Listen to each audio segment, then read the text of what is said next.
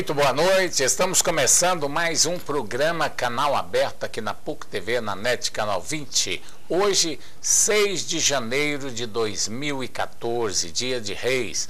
Nós vamos falar de política. E aqui no programa, claro, a presença sempre do meu companheiro Ulisses Aécio, editor do Diário da Manhã, jornalista já conhecido aqui do nosso público. O nosso convidado de hoje é o presidente do PSDB do Estado de Goiás, suplente de senador, Paulinho de Jesus. Paulo de Jesus, mas também conhecido como Paulinho de Jesus. É um prazer recebê-lo aqui. Boa noite, Paulinho. Boa noite, Silvestre. Boa noite, Ulisses. Boa noite. Amigos do nosso programa Canal Aberto, é um prazer estar aqui novamente. E hoje também é dia da gratidão, né? Dia da gratidão, importantíssimo. Boa noite, Ulisses Aécio. Boa noite, João Silvestre. Boa noite especial para o Paulinho de Jesus. E boa noite especial para você também, telespectador do programa Canal Aberto aqui na PUC TV. E a gente não pode deixar de começar o programa já desejando a todos um feliz 2014. A expectativa sua, Ulisses, para 2014 será melhor do que 2013, já que nós teremos aí Copa do Mundo e também as eleições? É assim, nesse aspecto, sim, lógico, nós teremos um ano movimentado no Brasil com eventos, vamos dizer assim, eventos homéricos, eventos extremamente importantes. Um deles a Copa do Mundo, não é? E o outro as eleições presidenciais. Então não deixa de ter essa importância, até porque no bojo dessas duas datas, desses dois acontecimentos, desses dois eventos, poderão ocorrer manifestações, protestos pelo Brasil afora, já que, principalmente em relação à Copa do Mundo, já existem alguns protestos, manifestações já agendadas para a data, para o evento. Mas eu vou perguntar para o Paulinho aqui, você falou eleições para presidente, mas teremos para senador, governadores, né, deputados federais, estaduais, quer dizer, só não teremos para prefeitos e vereadores. Paulinho de Jesus, 2013, vamos começar com 2013, foi um ano bom para o governo, para o PSDB? Foi um ano muito bom. Foi um ano que nós caminhamos dentro do previsto, dentro do planejado. Quando você apoia um governo que é seu, você o faz, né, para cumprir os seus objetivos, as suas propostas da campanha passada, né, com foco na gestão para atender as demandas da sociedade. E é isso que nós fizemos.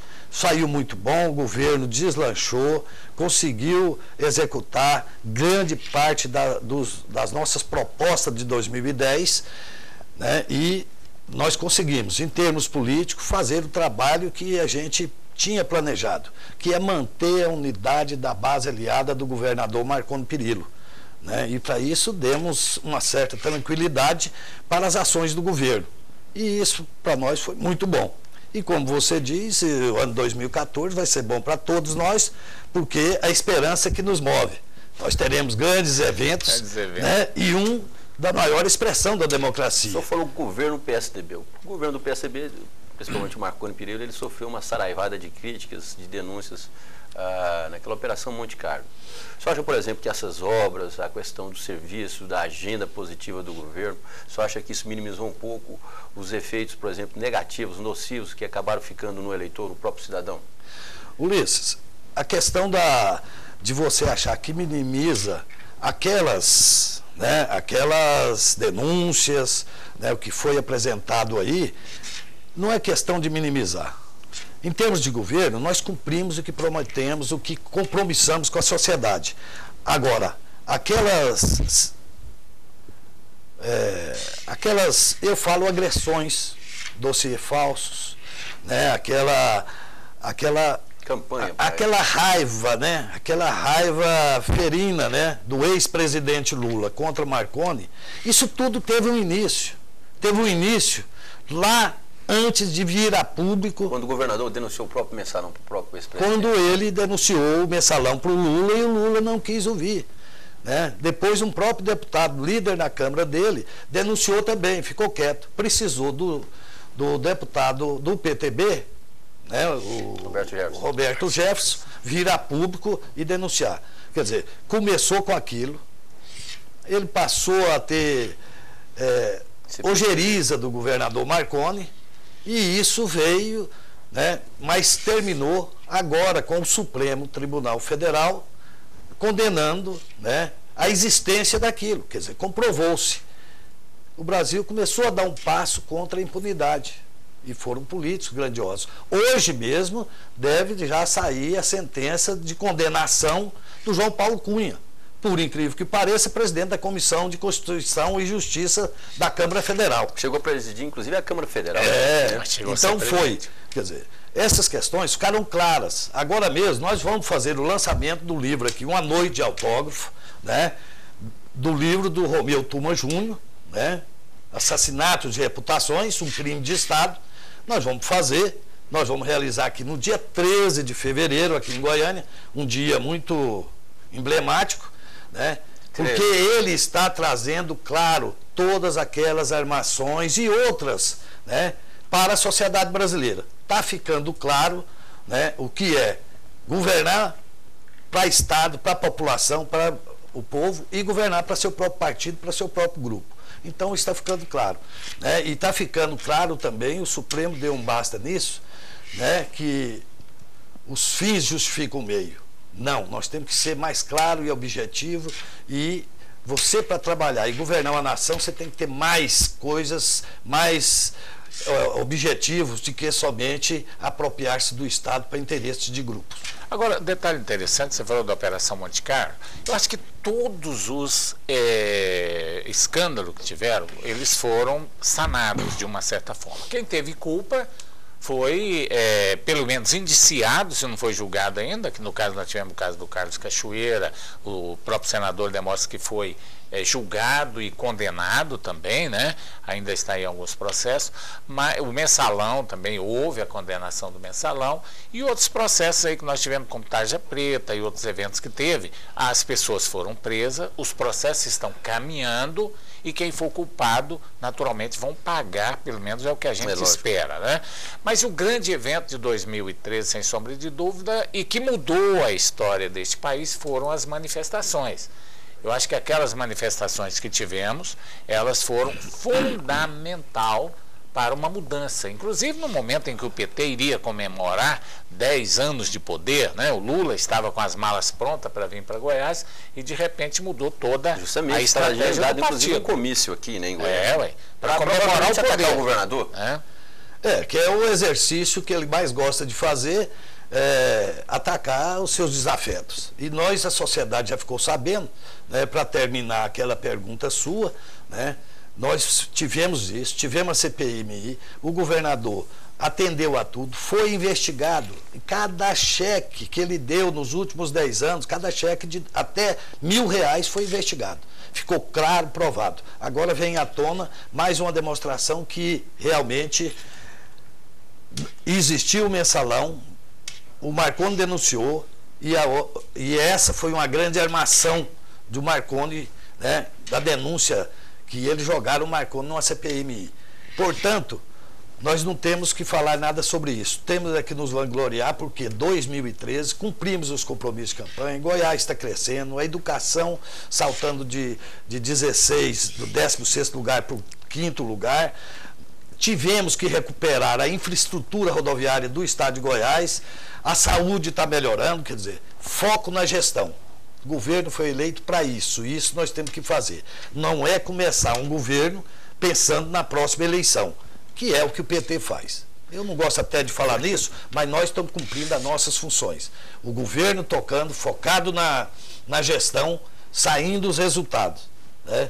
E nós, partidos políticos, nós estamos dando apoio a ele, o governo do PSDB, né, com a nossa base aliada e projetando, né, trabalhando, pegando propostas e ideias para avançar. Porque o governo que tem o foco no ser humano, melhorar a qualidade de vida das pessoas, nós, claro, só tem que avançar, só tem que evoluir, porque é o destino de todos. A esperança que todo mundo tem e evolução, né, do ser humano, das pessoas. É verdade. Olha, nós vamos discutir aqui dentro do programa, daqui a pouquinho, nós vamos falar sobre as eleições de 2014, a Copa do Mundo. Será que vai ter influência direta nessas eleições de 2014, nós teremos a Copa em junho e julho, se não me engano, e as eleições começam, o foco da campanha no rádio e na televisão, a partir do meio de agosto, né, do meio do mês, não sei a data exata, parece 15 de agosto, começa aí a propaganda no rádio e na televisão. Daqui a pouco, depois do intervalo, nós vamos discutir sobre esse assunto aqui no programa Canal Aberto.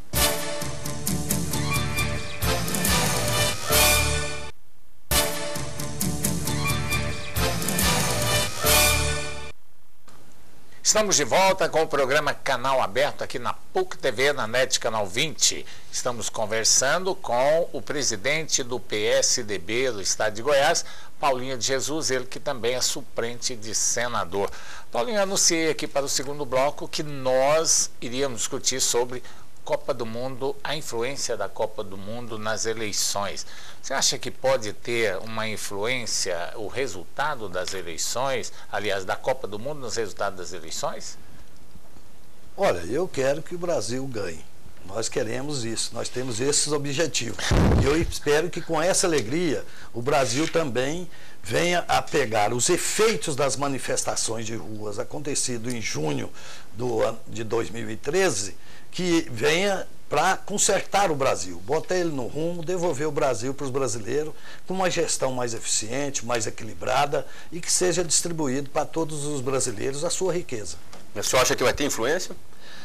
Olha, eu acho Vamos dizer, o Brasil vencendo as eleições, o senhor acha que facilita para o PT, para o governo da presidenta Dilma? Não, isso aí, nós já tivemos outros casos de eleições em que o Brasil perdeu eleições, né, e governo, né, perdeu também, ou o governo ganhou. Só acho que o eleitor já está amadurecido para isso, está equilibrado. O processo, a questão a vontade do povo brasileiro, né, a sua alegria, as suas tradições, isso não vai influenciar no processo democrático.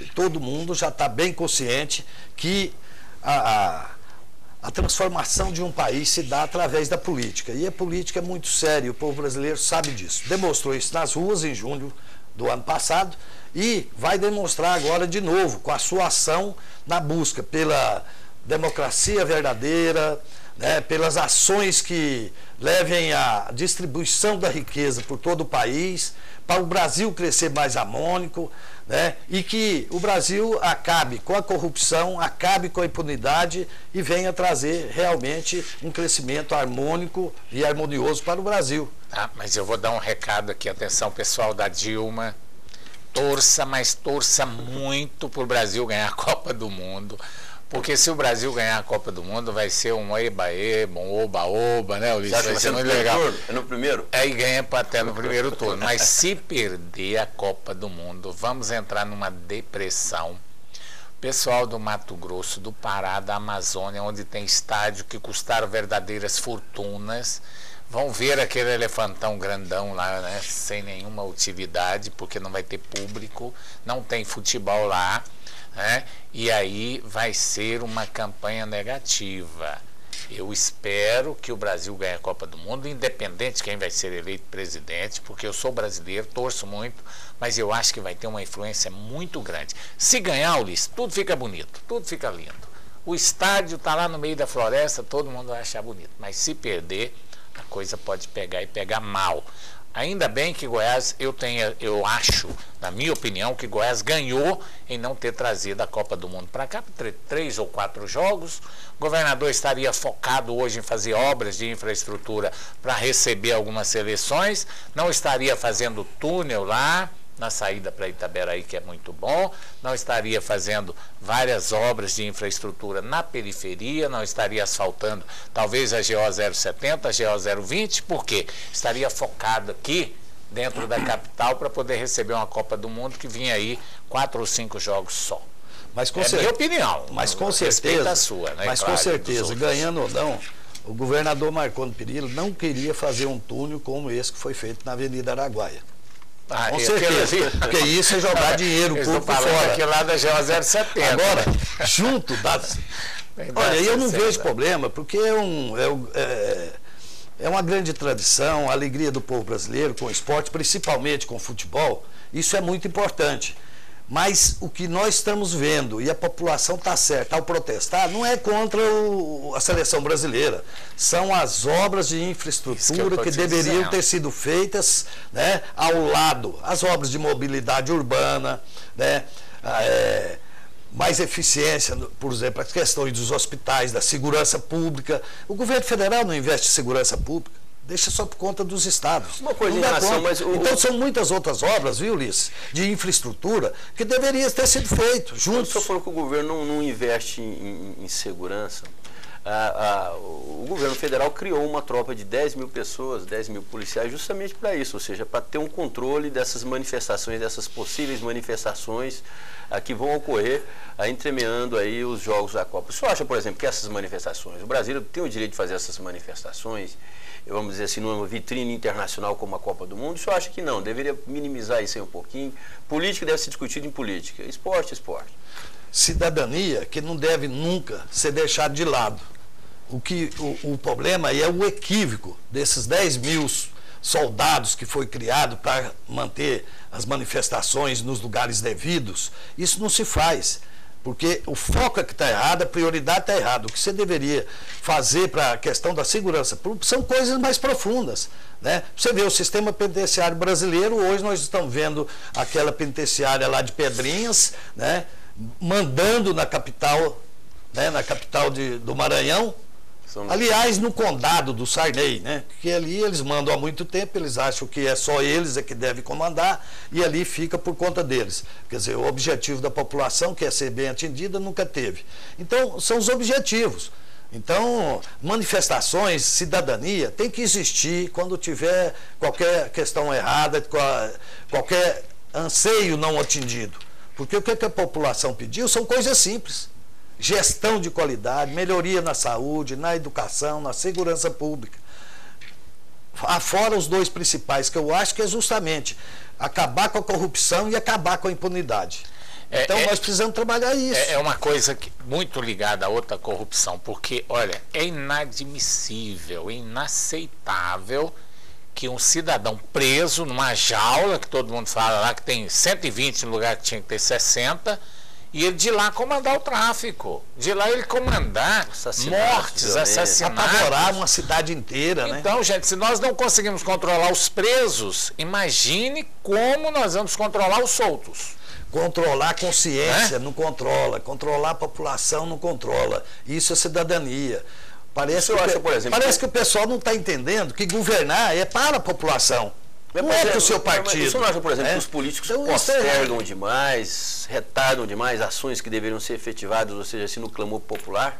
Você não acha, por exemplo, junho foi uma manifestação, ou seja, foi um exemplo claro para os políticos brasileiros. Ou seja, o Congresso não mudou nada, né? O próprio Judiciário, que é um poder, parece que continua da mesma forma, ou seja, os próprios executivos parece que tiveram poucas mudanças, embora, né, ocorreram algumas, como o congelamento das tarifas e assim por diante. Mas o senhor não acha, por exemplo, que essas mudanças mais profundas, elas estão sendo ficadas de lado? Ou seja, o político ainda acha que pode ludibriar o povo? Não, de jeito nenhum. Hoje os meios de comunicação estão muito efetivos, muito eficientes, e a população sabe disso. Ele descobriu a sua cidadania e sabe que pode consertar e dar os rumos para o seu destino. A elite política nossa que não entendeu isso, não entendeu o recado das ruas. Você vê o Congresso, não teve uma reforma tributária, não teve uma reforma trabalhista, não teve a reforma política que precisava, a reforma eleitoral. O que eles fizeram de reforma eleitoral? Nada. Contratar cabo eleitoral ou não, quantidade, isso é um absurdo. E o exemplo pior vem de quem parece que fica fazendo um assinte à população brasileira. O presidente do Senado usar avião da FAB, e isso em segunda vez. Como se ele não soubesse nada, procurou para a FAB, né, se ele estaria errado, usar avião da FAB para fazer implante capilar. Isso aí é um absurdo. Parece que está, né, fazendo um assinte, brincando com o povo brasileiro. Isso aqui não pode. Esses que estão aí, com essas regras que estão aí, eles querem que permaneça. Mas porque esse político... Porque é o abuso do poder econômico que eles vão utilizando. Porque, por exemplo, essa figura desse político, cara de pau, por que o eleitor continua votando nele? Aí uma grande culpa é nossa, Uma grande culpa é nossa, da população, que tem que ser mais exigente com o agente público, na gestão da coisa pública, mas ele também tem que ser rigoroso com ele ao eleger os seus representantes.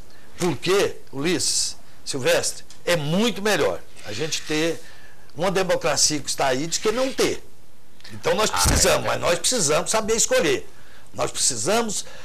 O arbítrio é muito pior do que uma ruim democracia. Porque ela, pelo menos, você tem perspectiva de melhorar.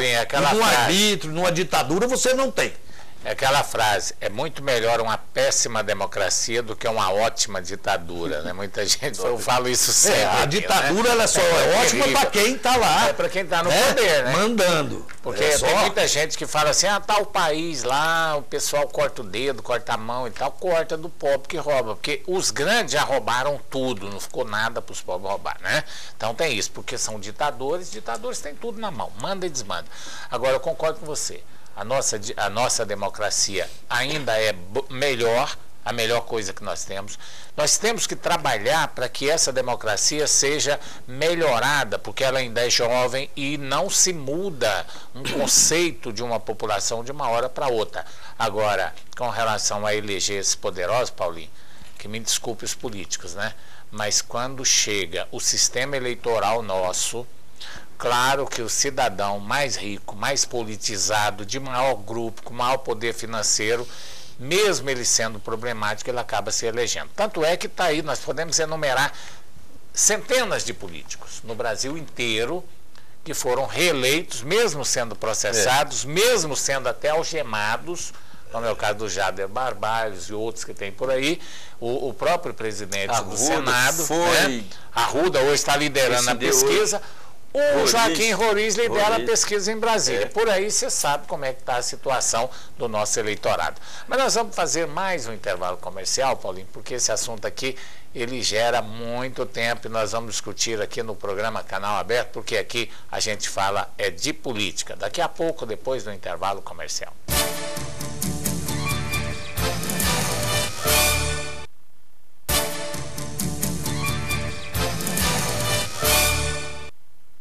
Estamos de volta com o programa Canal Aberto aqui na PUC TV, na NET Canal 20 e também pela internet. Nós estamos conversando hoje com o presidente do PSDB do Estado de Goiás, Paulo de Jesus, é suplente de senador também. E, Paulinho, nós falávamos aqui sobre essa cultura eleitoral no nosso país. É uma situação complicada. Você que é presidente de um partido político, sabe disso? Que nós já temos aí os próprios pré-candidatos já pré-determinados pelos partidos e que muitas vezes fica um pouco sem opção. E quem tem um maior grupo, maior poder econômico, naturalmente sai vencedor das eleições. E geralmente, não estou dizendo que são todos, em alguns casos, grande parte, aqueles políticos que já têm um grupo, muitas vezes até já foi até condenado aí por corrupção ou já participou de alguns escândalos, acaba se elegendo. Por quê? Como presidente do partido, Olha, o nosso sistema eleitoral, ele permite que as pessoas que têm um grande poder aquisitivo, que têm um poder econômico de influência, né, ele tenha mais facilidade no processo eleitoral.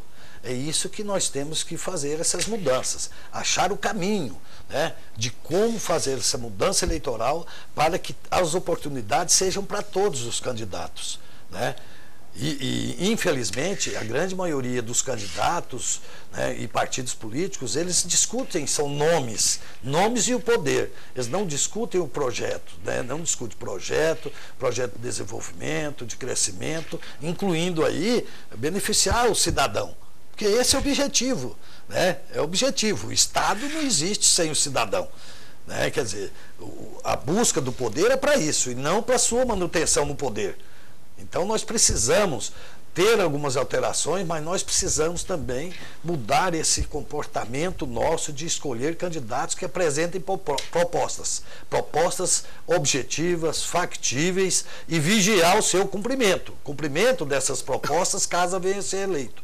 Então nós precisamos trabalhar nesse sentido, Silvestre. Você não acha também que essa ideia de partido ela está um pouco defasada também, vamos dizer assim, para gestão pública, administração pública? O senhor não acha, por exemplo, que o bom administrador, aquele que zela pela administração, pela gestão, ele deve trabalhar, ou seja, com vários partidos, com várias agremiações, com vários grupos de pessoas, para não ficar, vamos dizer, o pessoal do PSDB só dá, vamos dizer assim, só nomeia pessoas ligadas ao PSDB, o pessoal do PT só nomeia pessoas ligadas ao PT, PMDB, idem. Nem sempre acontece assim. Isso nós vimos quando o Fernando Henrique foi presidente da República. Buscou-se as excelências para começar a trabalhar, acabar com aquela cultura inflacionária, acabar com a utilização do Estado brasileiro para os interesses pessoais ou partidários. Então nós temos que trabalhar nesse sentido mesmo. Por isso que o PSDB, viu, Ulisses? O PSDB, ele é parlamentarista. Porque o parlamentarismo permite essa composição de forças que não seja somente de um partido político, da sua aliança. O parlamentarismo permite isso. E permite também que, caso haja uma ineficiência, o governo sai, ele é derrubado com voto de desconfiança. E aí se forma um outro sem ruptura da ordem democrática. Nós buscamos para isso, né? Ele é parlamentarista e ele é social-democrata. O que é o social-democrata? É um sistema que você tenha um Estado não grandão, que não permita as suas manifestações de interesses populares, e nem pequeno, que não seja forte para induzir o crescimento, para fiscalizar, para exigir, né, o objetivo principal, que é a questão do bem-estar da sociedade. Os pontos principais da social-democracia é a questão das áreas sociais, a educação, a saúde, né, a habitação, segurança, qualidade de vida. Esse é o objetivo. A infraestrutura é para melhorar a qualidade de vida desse povo, né, com o capital sendo também vigiado nos seus lucros e não permitindo que faça hoje, né, que o sistema econômico aí começa a querer comandar a democracia no mundo inteiro. Então nós temos que tomar cuidado com isso, de não deixar ter essa influência. Ô Paulo, nós tivemos aqui 2 eleições atrás, se não me engano, foi criada aquela lei que o parlamentar não podia mudar de partido, a lei da fidelidade, né? Bom, com isso o que ocorreu? Os parlamentares foram se procurando um partido menor para poder se candidatar, e acabou com isso transformando os partidos pequenos também competitivos dentro de sua própria legenda, né? Nós temos hoje aí partido com 4, 5 candidatos fortes, né? Partido da base aliada. E os partidos maiores, como é aquele do governador, o seu partido, né? E o partido, por exemplo, do PP e outros partidos maiores, do PT, do PMDB, esses partidos também ficaram muito difícil para se eleger, já que vão exigir um grande número de votos para eleger um deputado, no caso da legenda. Como é que o senhor viu isso aí? O partido, muitas vezes, ele não cresce nos seus diretórios municipais, né? Vários partidos da sua base aliada aqui, por exemplo, não tem uma estrutura aí pelo estado de Goiás inteiro, mas tem candidato fortíssimo. Isso é positivo numa eleição? Ora, na eleição eu não sei se ele vai ter objetivos. O que você tem que ter são partidos que tenham questões filosóficas e programáticas. Isso que nós temos que ter. Nós temos muito partido que não defende uma ideia coletiva. São partidos que são montados por interesses simplesmente eleitorais. O senhor ainda acha que existe partido de aluguel no Brasil? Ou seja, que barganha? Claro, a maioria dos partidos políticos gravitam em torno do poder por algum interesse pessoal ou de algum grupo partidário que o domina. Isso nós temos que ter. Então nós temos que ter, por exemplo, a reforma política, a reforma partidária tem que acabar. Eu achava que a eleição proporcional, você não tinha que ter coligação. Você não tinha que ter coligação de eleição proporcional. Quem vier com as suas ideias que vão ser eleitos. E que sejam eleitos os mais votados. Isso que nós devemos ter. Partido tem que ter uma linha programática. Isso é que está na Constituição. Mas, no entanto, não é. A maioria dos partidos políticos, quase todos eles têm o mesmo estatuto, a mesma linha programática, com a diferença muito pequena. Então nós temos que mudar isso. Você não acha que isso cansou o eleitor também? Ou seja, até que o eleitor fala assim, não, o PT, o PSDB, o PMDB, o outro partido, tudo faria do mesmo saco. Você não acha que é essa... Não, de certa forma sim, porque está dentro do sistema que você tem que jogar dentro dele. Se você não participar, se os bons não participarem da política, quem vai ficar? Só ficam aqueles que têm os interesses individuais. Então você não pode desistir da política, você tem que participar. Agora, dentro desse jogo, é muito desigual. Tem que ter uma reforma política, tem que ter uma linha programática, tem que ter objetivamente, o partido político tem que eleger por seus próprios votos, né? Com as suas propostas, com as suas ideias. Mas que muitas vezes não ocorre, né? Porque nós temos aí, dentro das coligações, tem deputados que tiveram 16, 17 mil votos foram eleitos, enquanto que com 23 mil não conseguiram ser eleito, né? Eu estou dizendo assim, números, lógico que não são reais, mas existe essa diferença, essa discrepância entre um eleito com menos ou mais. Agora, o que eu tenho notado, Paulo, nessa minha carreira de jornalista político, é que o político individual perdeu muito prestígio.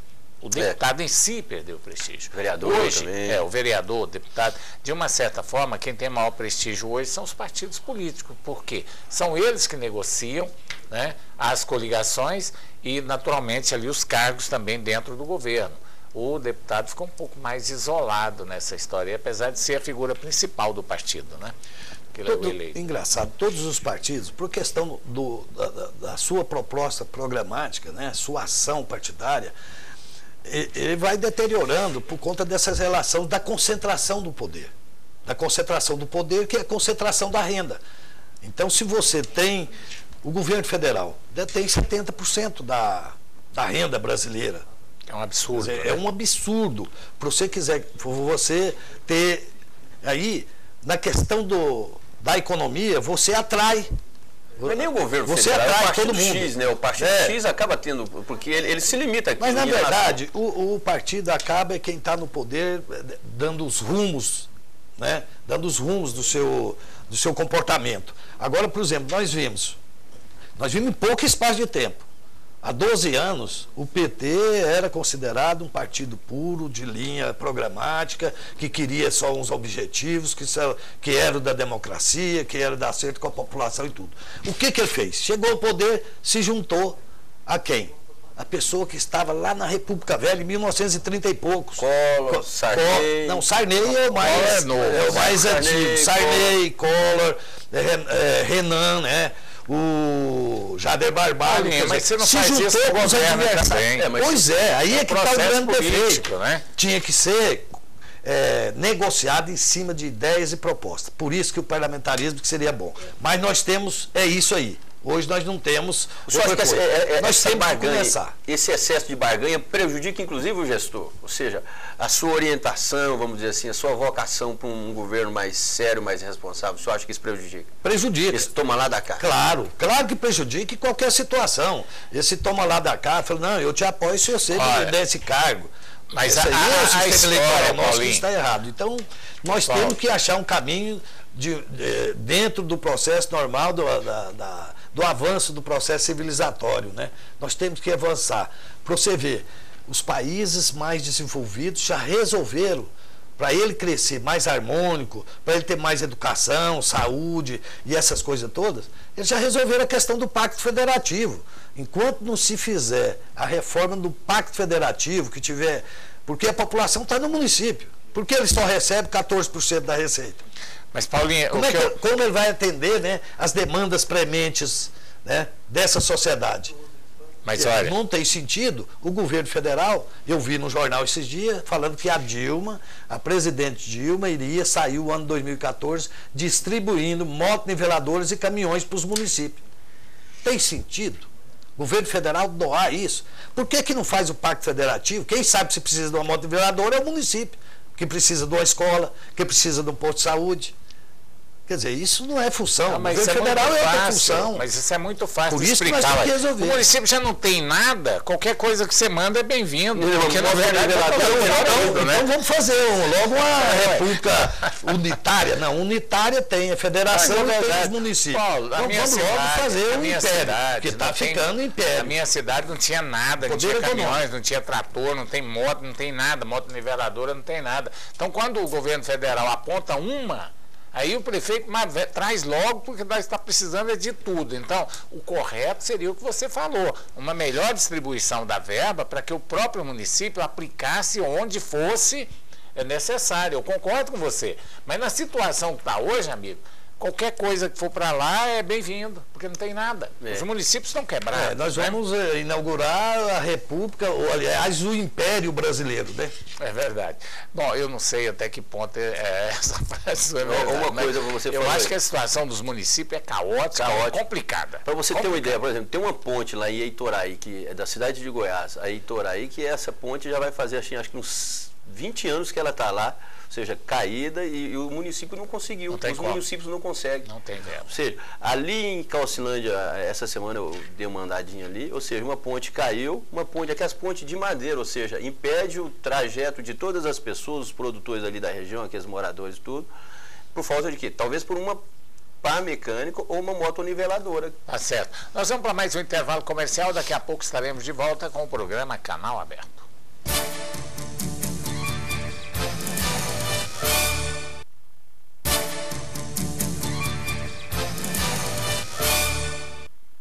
Estamos de volta com o programa Canal Aberto aqui na PUC TV e na NET Canal 20. Estamos conversando com o presidente do PSDB, Paulo de Jesus, que também é suplente senador.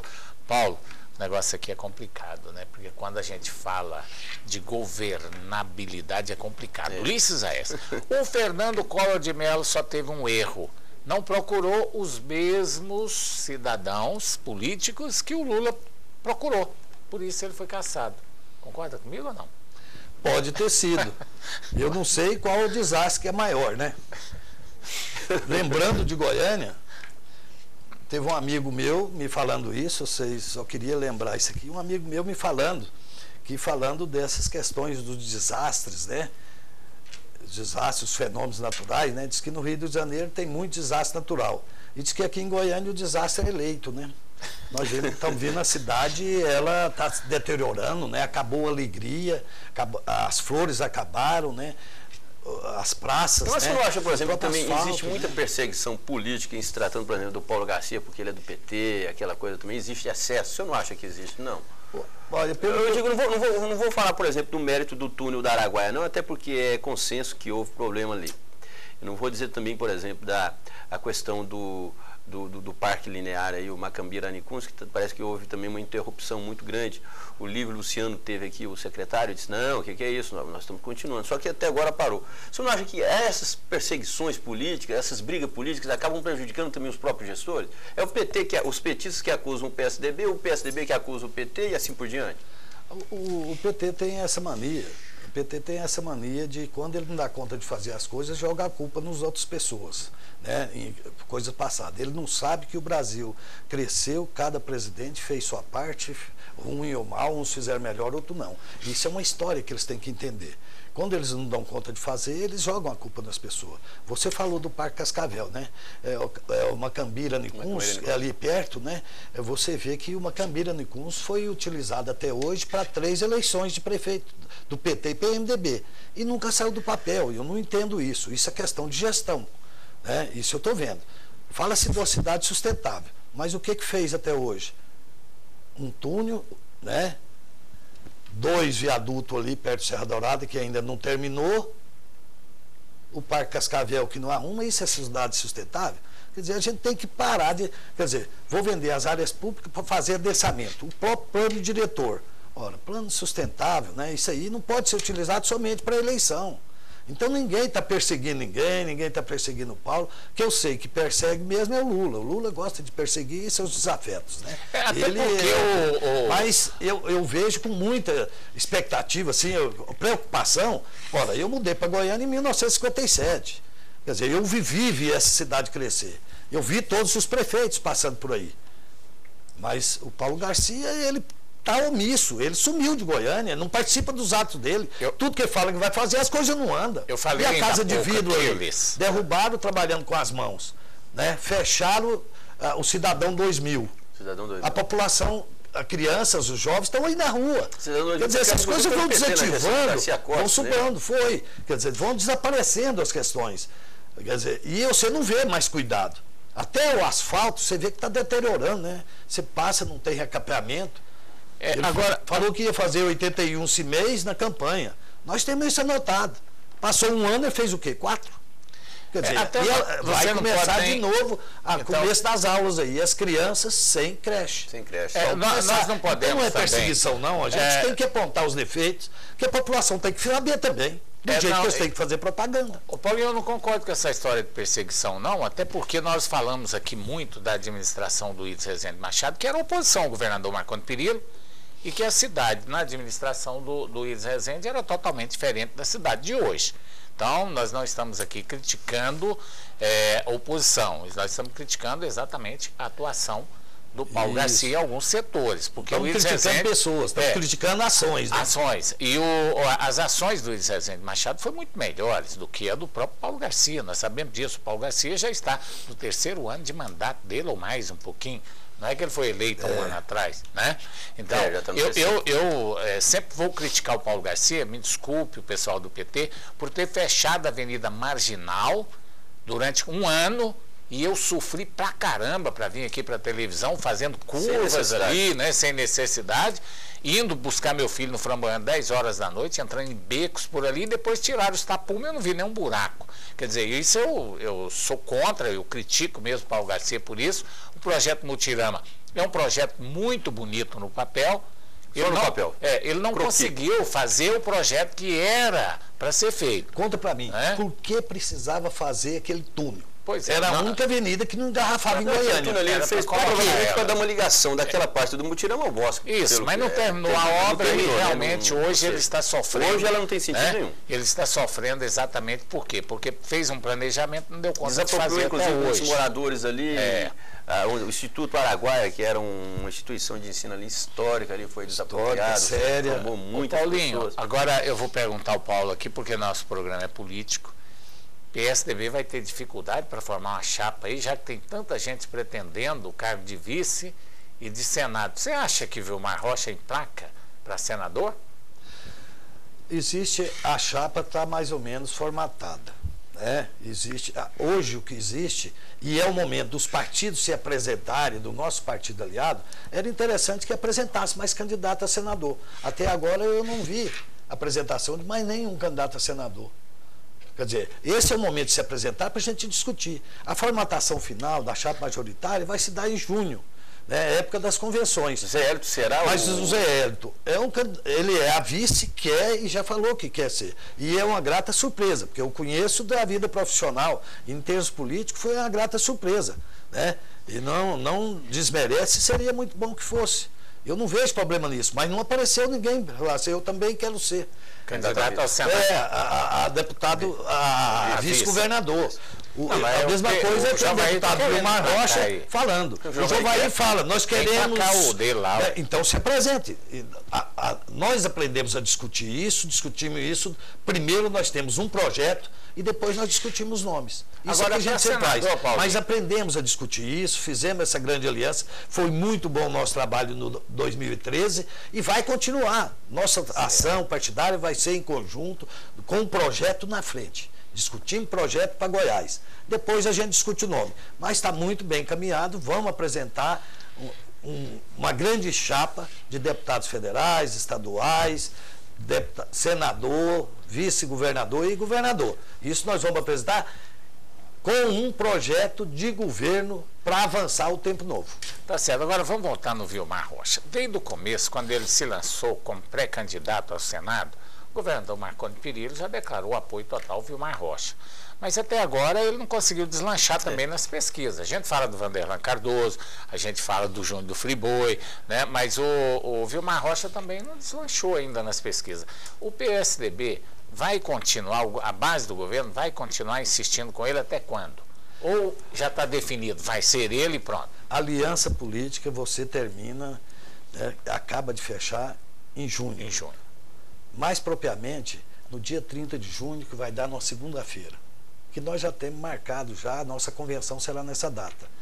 Agora, as pessoas que vão estar ali disputando esses cargos, elas vão ser escolhidas até aquele momento. Nós temos muita ação política que pode ainda acontecer. Ronaldo Caiado é uma grande pessoa, é um grande político, uma pessoa séria e tal, e que nos ajudou a fundar o Tempo Novo. Ele já nos ajudou, participou, e nós estamos de braço aberto esperando ele também. Eu não sei qual é cargo. Isso aí depende das conversações. Será que o Omar Rocha abriria a mão para ele? Isso pode acontecer. E tem outras pessoas, o Vanderlan mesmo. Eu estou vendo dificuldade do Vanderlan formatar uma chapa até de deputado federal ou estadual. Agora, ele é uma pessoa. Eu não vejo dificuldade política, não. Mas aceitando as nossas ideias, nossas propostas, venha com as ideias e propostas dele. Nós vamos discutir em cima de ideias e propostas para continuar desenvolvendo o Estado de Goiás. Isso é um convite? Como tem acontecido nos últimos anos. Isso é um convite? Esse convite já foi feito? Essa negociação já está sendo feita? Ou o senhor está falando em primeira mão aqui, vamos dizer assim, no programa? Olha, é a primeira vez que eu falo essas questões mais abertamente. Teria coragem de convidar ele aqui para cá. Essas conversas. Mas existe companheiros nossos. Nós temos companheiros juntos, né, do DEM, que a maioria dos participantes do DEM, dos membros do Democrata, está junto com a nossa base aliada. A base aliada é do governador Marconi. Marconi aceitaria Caiado no palanque tranquilamente, sem problema? Não, eu não vejo problema. Para o bem de Goiás, como nós estamos fazendo nos últimos 14 anos, nós queremos somar. Somar para um projeto coletivo e não para os interesses pessoais somente. Isso aí não. Claro que todo político tem que ser movido a interesse pessoal de poder. Ele quer, mas o poder tem que ser exercido para a população, para o bem coletivo, para o bem comum. Certo, Paulinho de Jesus, ele sabe, conhece e tem autoridade para falar, né, Ulisses? Lógico, demais. Então você falou, a gente tem que respeitar. É o presidente do PSDB, o partido do governador, o partido da base aliada. Hoje o senhor tem quantos partidos na sua base, na base do governo? 14? 14. 14 partidos.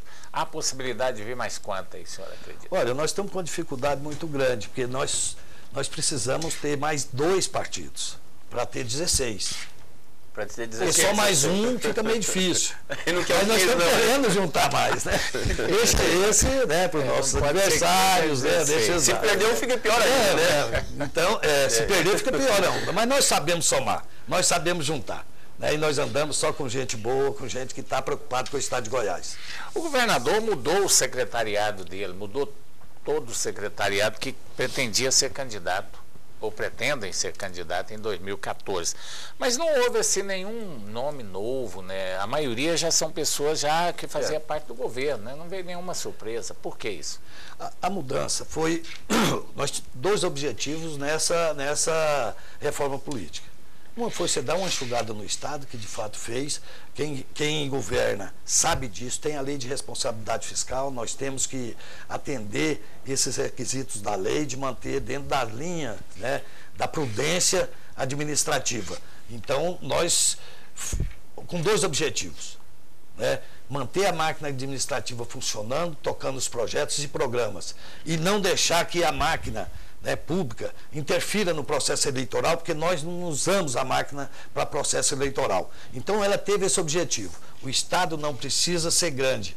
O governo tem que ser forte na fiscalização, no atendimento das demandas da população, né, e como fomentador do desenvolvimento. Então, esse foi o nosso objetivo.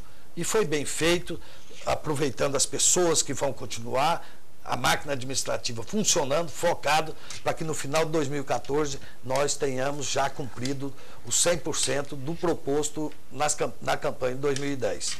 Paulinho de Jesus, foi muito bom receber o senhor aqui. Hoje, o primeiro programa de 2014. Deixa aí a sua mensagem final aí para os nossos telespectadores. O que nós esperamos é que Goiás continue nesse processo de crescimento, desenvolvimento, melhorando a qualidade de vida de todos. Queremos 2014 que seja bom para nós, proveitoso na questão do esporte e proveitoso no avanço do processo democrático. Esse é um abraço a todos os amigos do Canal Aberto, ao Silvestre, muito obrigado, né? Ao Ulisses AS, muito obrigado por estar aqui novamente. Luiz, essa é a sua mensagem aí, 2014, para os nossos telespectadores, né? 2014 que seja um ano muito feliz, ou seja, proveitoso, ou seja, de grandes reflexões, grandes ações. Não adianta você pensar demais também e não executar nada. Não é necessário que você tenha a disponibilidade, a disposição de ajudar no crescimento do país, ou seja, na sua função, no seu ofício.